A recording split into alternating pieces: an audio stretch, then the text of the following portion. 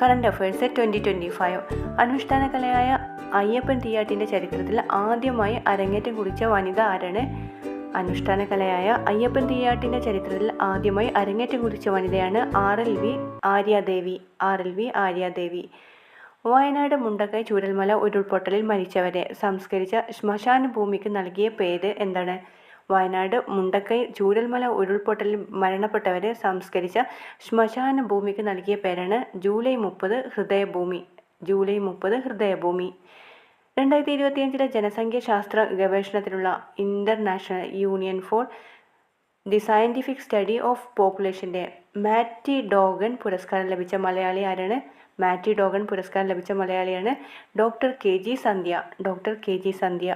2025 ജനസംഖ്യ ശാസ്ത്ര ഗവേഷണത്തിനുള്ള international union for the scientific study of പോപ്പുലേഷന്റെ മാറ്റി ഡോഗൻ പുരസ്കാരം ലഭിച്ച മലയാളിയാണ് ഡോക്ടർ KG സന്ധ്യയാണ്. ശ്രീഹരിക്കോട്ടയിലെ സതീഷ് ധവൻ സ്പേസ് സെന്ററിന്റെ കേന്ദ്രത്തിന്റെ ഡയറക്ടറായി നിയമിതനായ മലയാളിയാണ് പത്മകുമാർ ES. ശ്രീഹരിക്കോട്ടയിലെ സതീഷ് ധവൻ ബഹിരാകാശ കേന്ദ്രത്തിന്റെ ഡയറക്ടറായി നിയമിതനായ മലയാളി ആരാണ്? പത്മകുമാർ ES ആണ്.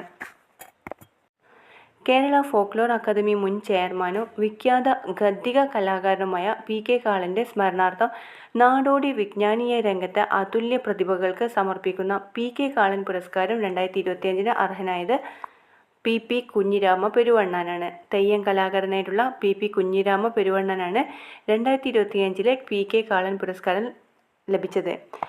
പൊതുമേഖലയിലെ ഇന്റർനെറ്റ് സേവനദാതാക്കളായ K-ഫോണിന്റെ ഭാഗ്യചിഹ്നമാണ് ഫിബോ എന്ന കടുവ. പൊതുമേഖലയിലെ ഇന്റർനെറ്റ് സേവനദാതാക്കളായ K-ഫോണിന്റെ ഭാഗ്യചിഹ്നം എന്താണ്? ഫിബോ എന്ന കടുവയാണ്. മലയാള ചലച്ചിത്ര നടീനടന്മാരുടെ സംഘടനയായ